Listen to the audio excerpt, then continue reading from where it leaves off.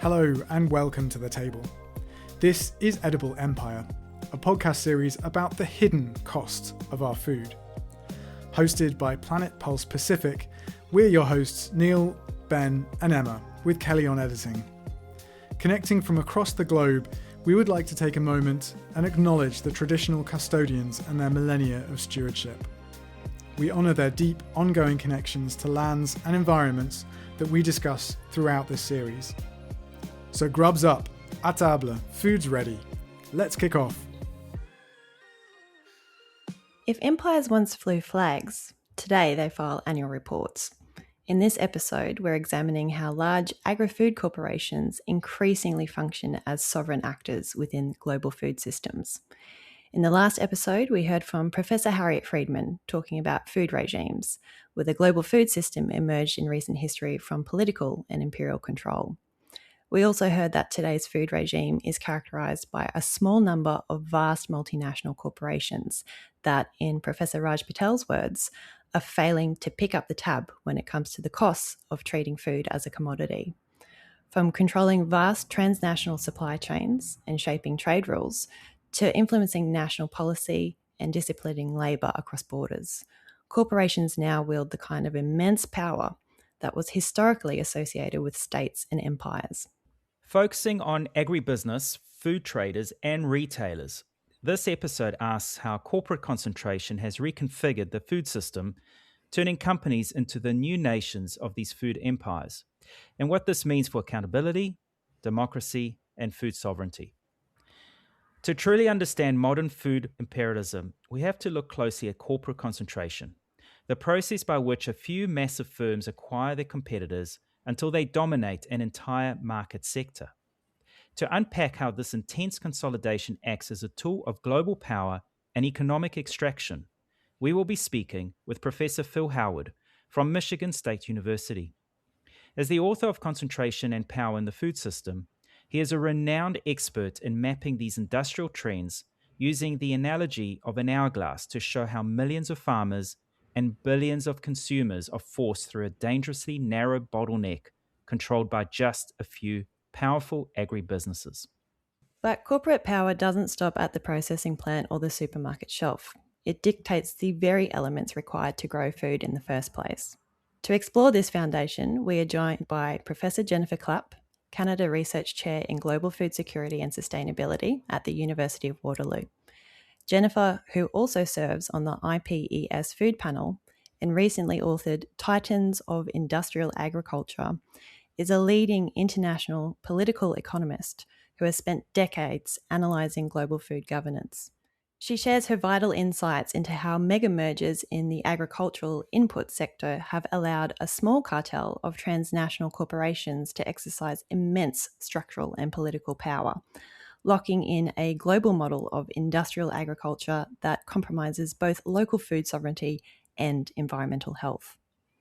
Phil, to start us off, let's dive into how corporations have changed the agri-food landscape over the past 50 years. So many businesses have emerged in the 20th century, like Unilever, which grew from the Lever brothers. And today we have a smaller number of massive companies like Coca-Cola. But the actual landscape might not be very clear to our listeners. So what's changed?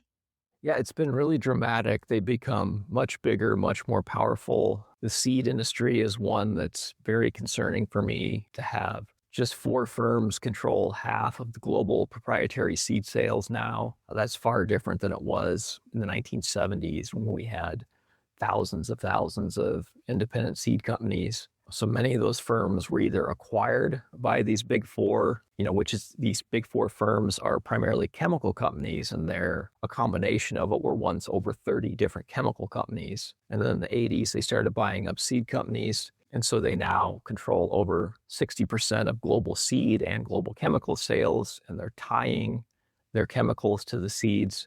So it's been pretty dramatic change in power. They've had a lot more influence over governments, and they've changed regulations around seeds to prevent farmers from saving and replanting seeds. In the US, at least one farmer went to prison for saving and replanting seed, even though he said that the technology agreement that Monsanto produced in court had forged his signature. And it's a similar story in many other food industries. A firm like JBS, which started as a beef processor with a single plant, had enormous resources from the government of Brazil and has made scores and scores of acquisitions, spending billions and billions of dollars. They're now the second largest food processor in the world after Nestle by sales.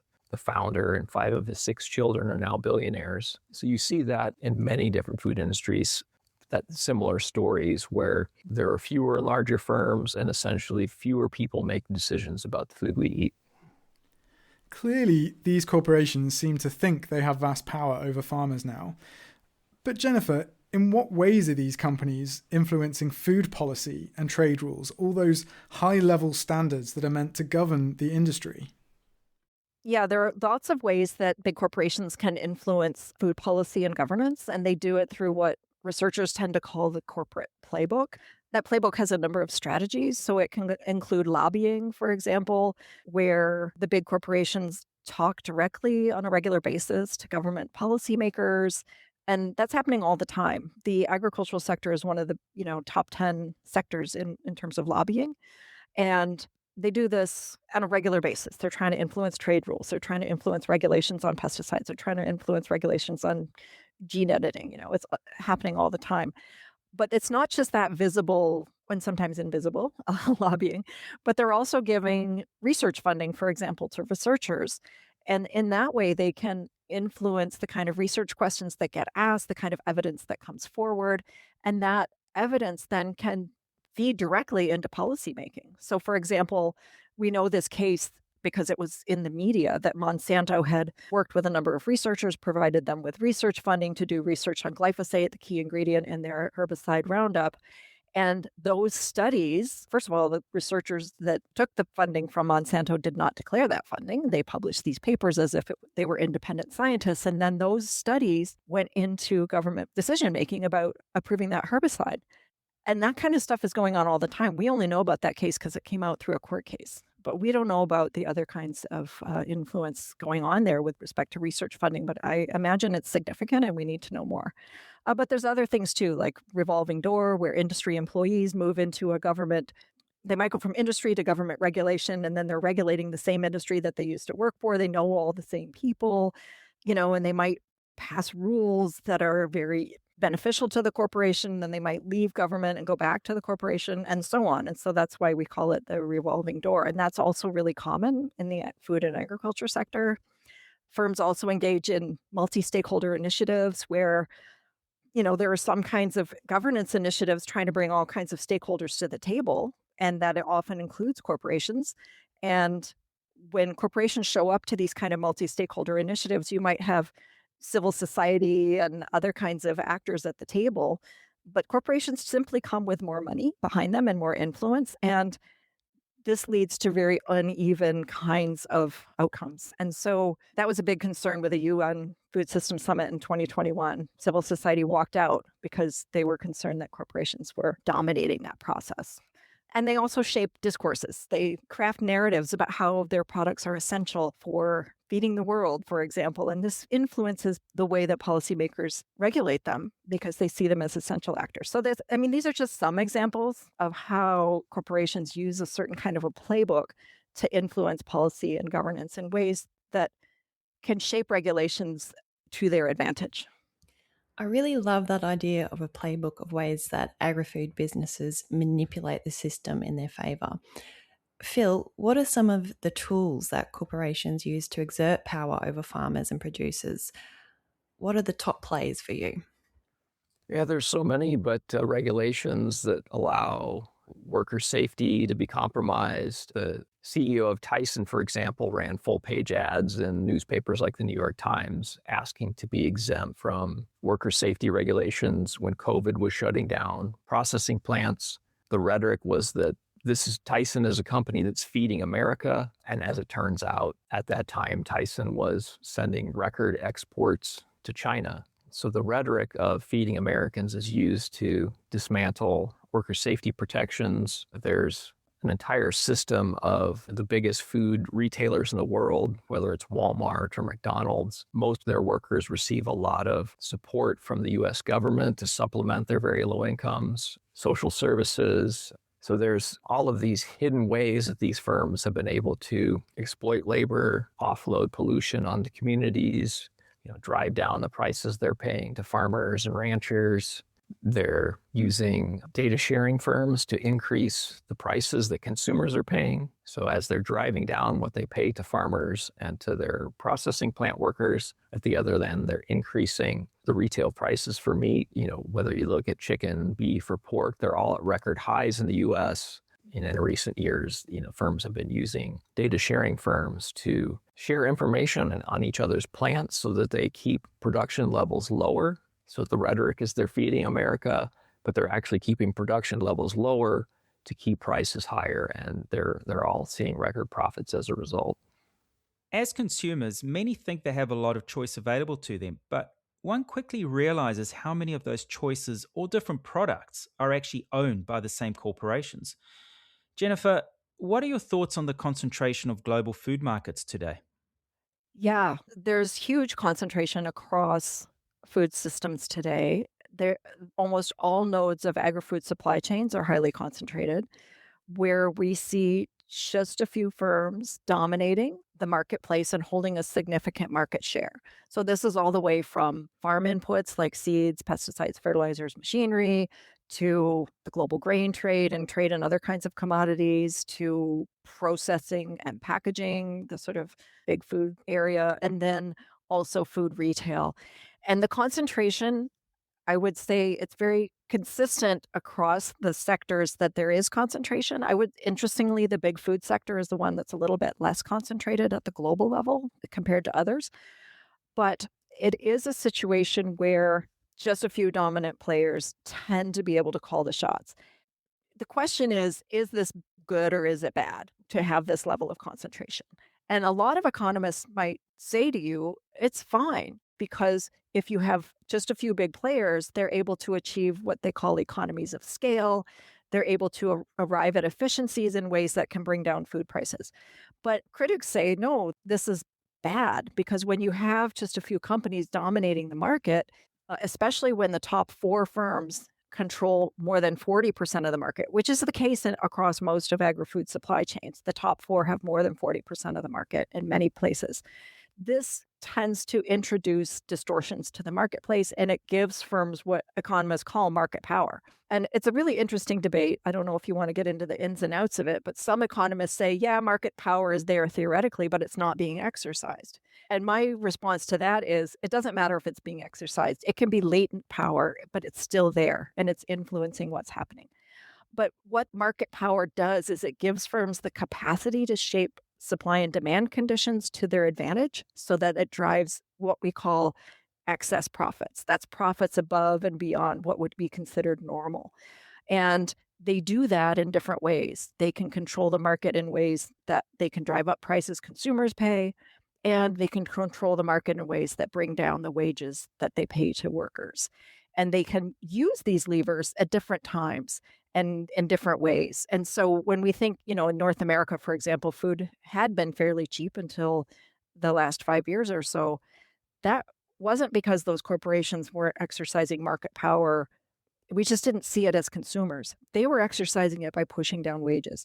And then when the pandemic happened and there was a labor shortage, they could no longer do that. And then food prices went up. And so this market power is really, really an essential impact, or rather an essential thing we need to understand about the impact of the power of these corporations.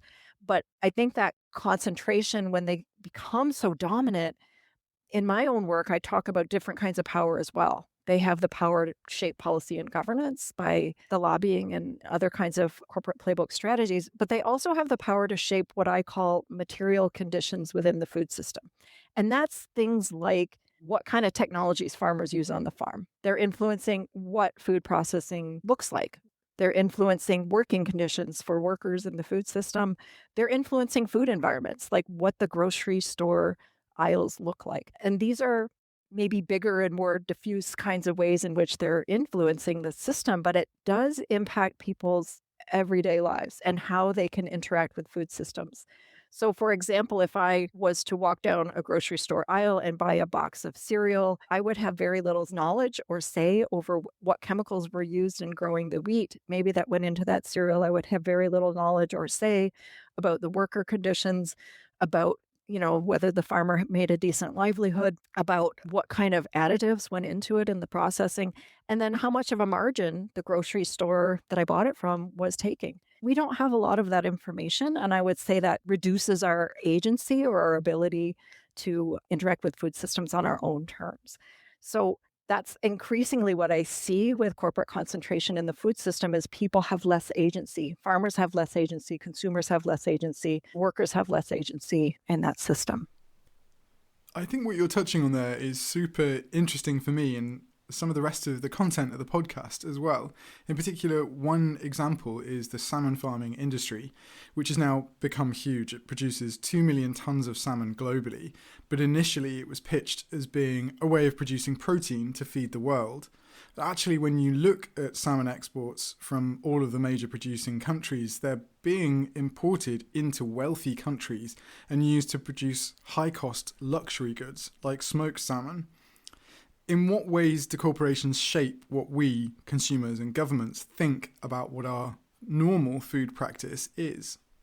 Yeah, it's a great question. And I think they use those same kind of playbook strategies that I talked about to, and especially craft narratives about what is normal. So if you think about how a corporation lobbies a government, they would say to the government regulator, you should only put rules and regulations in place that we can actually feasibly implement, because otherwise it's going to cause inefficiencies.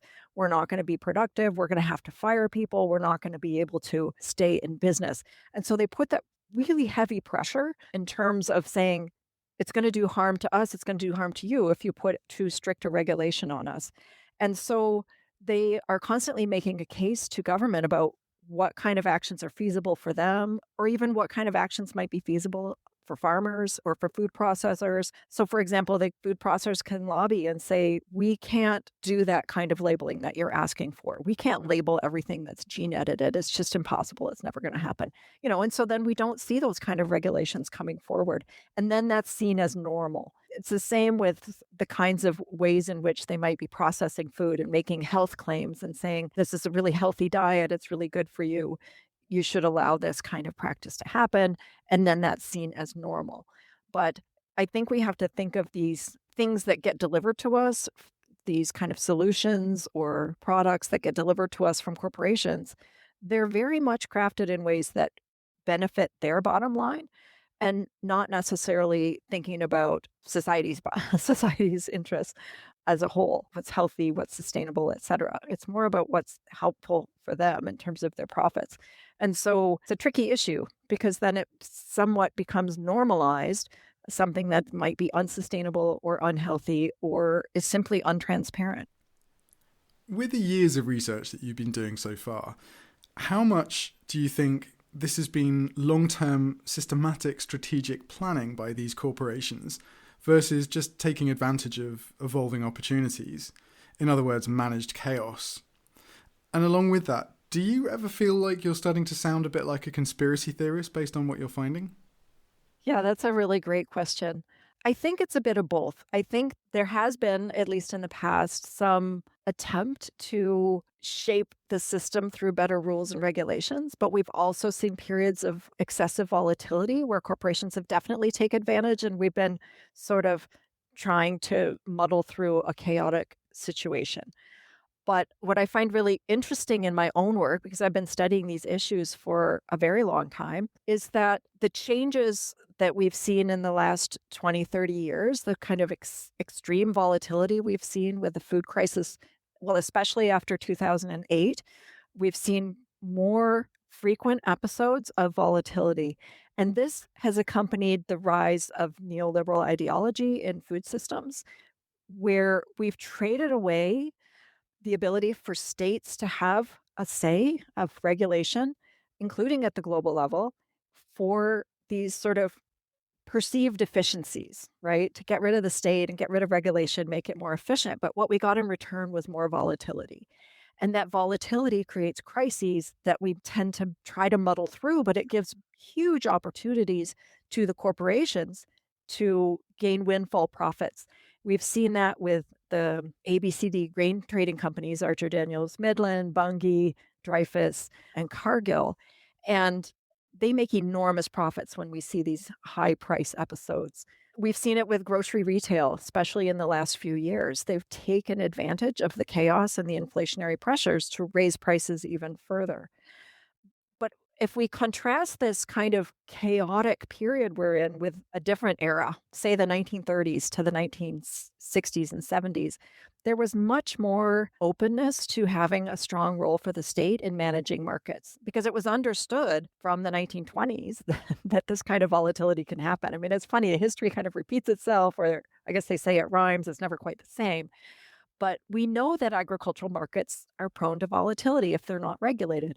So through the 1930s, 40s, 50s, and 60s, we had a whole series of agreements at the international level. There was an international wheat trade agreement, a sugar agreement, a cocoa agreement, a coffee agreement that tried to arrive at stable prices that would allow livelihoods for producers and stability for consumers and try to work it out for everybody. But when neoliberalism came along in the 1980s, all of those kind of agreements were cast aside. They were seen as inefficient, cumbersome. And as I said, in return, it might have looked at first like, oh, wow, food is able to move around the world and be cheaper. But we got volatility as the extra product with that. Policy shifted. I do think that we'll probably see a shift back towards more willingness for the state, but it's going to be a bumpy road. I think we're going through it right now. I think many states right now are concerned. The crisis in the Strait of Hormuz and the ships not moving and the fertilizer not getting through, that's just the latest example. The Russian invasion of Ukraine was another example. The pandemic was another example. There's just a lot of this volatility, encouraging states to think more about securing domestic food supply more locally and working with policies that can smooth out these kind of volatile market dynamics, that we might be moving towards a different kind of system in the future. But of course, there's geopolitics involved, there's powerful states involved, there's violent conflict involved. I don't think it's going to be necessarily a smooth transition to what we're going to see next. There's evidently a lot of inertia around this system that's developed to benefit corporations. And it's fascinating to hear Jennifer talking there about the volatility that so many of us will have experienced firsthand in food prices and availability in recent years. Governments obviously want to avoid that volatility and provide affordable food to its citizens. But Phil, why do our governments pay subsidies to these huge companies that are concentrating the wealth and apparently not contributing to stability in the food system? Yeah, some of it is just inertia. It's hard to change policies that have been around a while. There's an entrenched number of people who benefit from that and have done well at lobbying the government to maintain those subsidies. But also these firms have been the best at influencing governments. Some of the largest meat processors have been giving a lot of money to the Trump administration for the inauguration, for this ballroom. So even when there's a lot of organizing and momentum to address the problems that some of these firms are causing, they're very clear. For example, when Obama was president, he was talking about revitalizing the Packers and Stockyards Act. That went nowhere because the power of the meat lobbyists, they essentially, made sure that that didn't go through. Phil mentioned governments being under pressure to feed their own people, but in what ways do our governments affect people in the global south? I'm thinking about all these deals and pressures that global north nations put on the global majority, like international debt and trade rules, that create a sort of dependency trap that gets the global south nations prioritizing export food for our own food security instead of producing food to feed their own people. Yeah, the inequalities in global trade is a really long story. It goes back, obviously, to the colonial era, imperialism, the long history of this kind of plantation economies in the global south. But the trade rules that came along in the 1990s that were negotiated through the 1980s, those were the product of a kind of a neoliberal ideology of free trade. And so and I should state that process of the trade liberalization happened right on the heels of structural adjustment programs that were imposed in global South countries because of the debt crisis in the early 1980s. And so what we had was, in that instance, the IMF and the World Bank telling developing countries, get rid of your marketing boards, get rid of any kind of subsidies to fertilizer or, farmer subsidies, supply management, anything like that.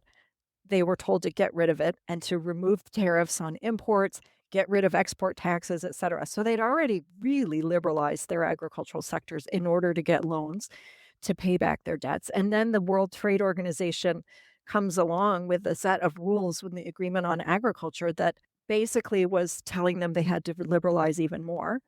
And of course, there's rules for the global north to liberalize, but their measures to liberalize were very piecemeal, uneven. What we ended up with was a highly uneven set of global trade rules that required global South countries to open their markets far more than the rich countries were willing to do. And that's created huge problems because we've now got a situation where global South countries have become, especially in sub-Saharan Africa, largely dependent on food imports. And this has created a situation now where every time there's a volatile situation, like we're seeing right now with higher oil, fertilizer, and food prices, it's those countries that get hit the hardest.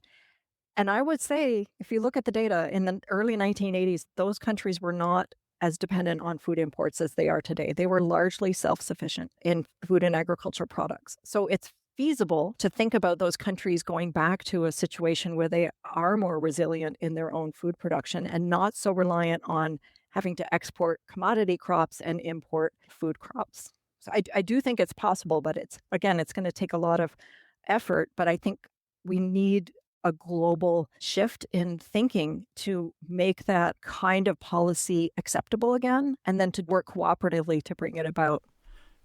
Phil, we've just had outlined there a lot of harms that are occurring along the way. So considering all of those harms, from environmental pollution to labour exploitation, who's actually accountable here and who tends to escape scrutiny?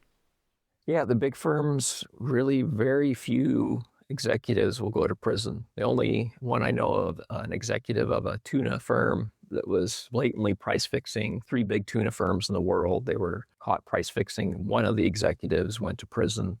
But in most cases, the firms will pay fines, but the fines aren't enough to offset the extra profits that they make. So they're not paying the costs at all, but it's the, really vulnerable populations. You have people from minority ethnic groups, people with low household incomes, children, women. These are all groups that are less powerful, and so they tend to have lower wages than protected groups. They are experiencing more of the impacts of pollution.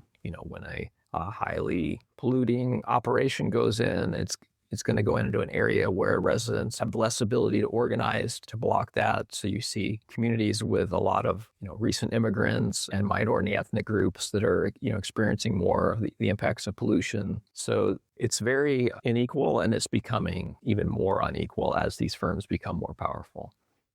Are governments in a position to challenge this? And if so, what tools do they have at their disposal to do so? Yeah, we saw the beginnings of this at the end of 2023. The Department of Justice and the Federal Trade Commission released joint guidelines on mergers and acquisitions. And this was just guidance. It wasn't binding, but a lot of thought went into it. I looked at the draft regulations, and observing this for so long, I thought there was no way this was going to go through without getting watered down. But I was surprised that the final product was actually very much in line with the original intent of antitrust laws in the early 20th century of the United States. And it was starting to be applied, like judges were referring to these guidelines and their decisions to block mergers. It was looking like maybe some of these firms that were too big could even be potentially broken up, at the very least, just waving through mergers and acquisitions with very minor concessions appeared to be over. So as I mentioned, we're in a very strange situation in the US, and that's no longer happening. But those guidelines, other countries around the world have used those as a model to be a little more aggressive on antitrust regulations. And that's just one lever. To undo all the subsidies I mentioned is another, particularly those indirect subsidies that are harder to see.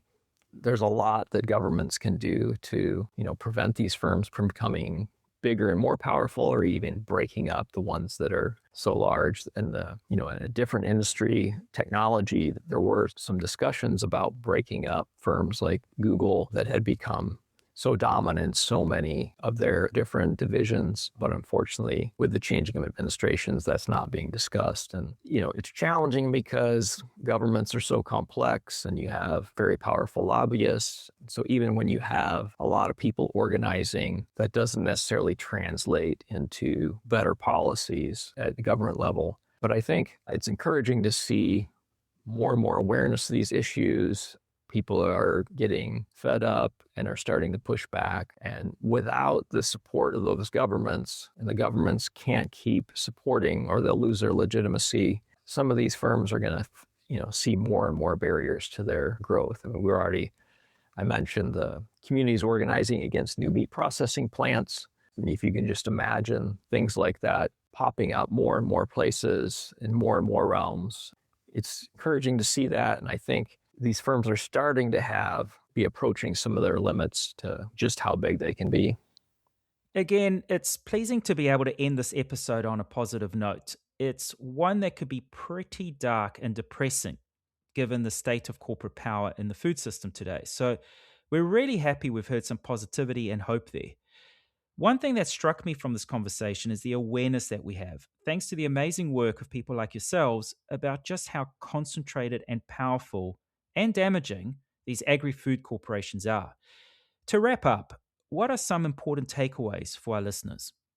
Well, first, I want to thank you for asking that question, because I know that what I tend to study about global level processes and the power of corporations can really feel disempowering at times, especially because when we're trying to put better systems in place, corporations have power to undo that.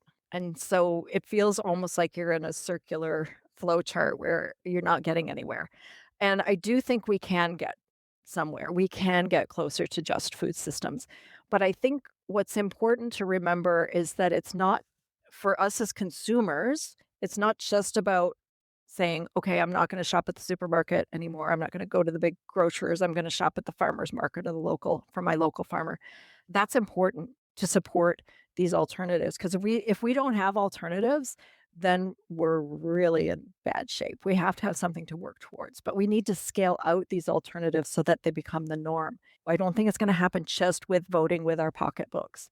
I think we have to actually take more responsibility for pushing our politicians and calling for broader social change, because we need a structural change if we want to actually reduce the power of these corporations and reduce these inequities and have a more just food system. So we do need to be politically active.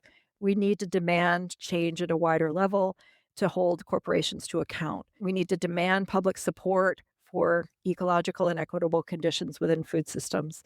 So I think we have to think about acting on two levels, not just what we buy and what we eat, which of course is a very individual activity that we do on a regular basis with our families and our friends, but we also then need to be active within our communities and vote, like actually vote in elections to bring about the change we want to see, because we need to demand that kind of structural change.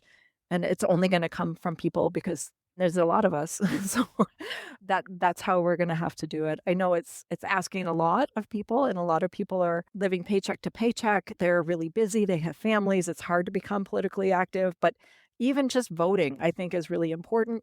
And then participating in local food policy councils, supporting broader social initiatives. I think that's the way we're going to get places, is to get people more engaged. I think this is a food system that we have that was created by humans and that can be changed by humans. This food system was not inevitable. Some of its proponents like it to portray it that way, but we're seeing evidence in a lot of different areas where change can happen, even if it's a small thing. Having the option to buy pasture, local eggs, having the option to start growing your own sprouts in your kitchen, to have a little bit of food that's completely under your own power. So you're becoming more self-reliant. And, seeing that putting pressure on governments can make a difference. I was pretty cynical for a long time, seeing how much of the rhetoric of the Obama administration went nowhere. But in the Biden administration, to see what happened with these guidelines on mergers really, made me more optimistic that that putting pressure on governments can lead to change. And, it's going to take a lot of people trying a lot of different things. There's no one easy answer, unfortunately. But the nice thing is when something does succeed and news of that travels, then that can be tried in other places. That brings us to the end of this episode. Again, thank you for listening. We hope you're absolutely stuffed with knowledge of the food system, but still hungry for more. But you don't have to wait long. Join us next time when we'll be focusing in on oil palm, one of the oldest globalized food commodities. We'll be chatting to Professor Jonathan Robbins, Fariza Farhan, and Professor Helena Varki about the history of palm oil, starting off in West Africa and its subsequent rapid expansion across plantations in Asia, and the impacts it has on people and the environment there. As always, check out the website, thesalmonandthetomato.org, for the show notes and more information about the podcast series, as well as the wider project. From Planet Pulse Pacific, from Emma and Ben, Neil and Kelly, catch you next time.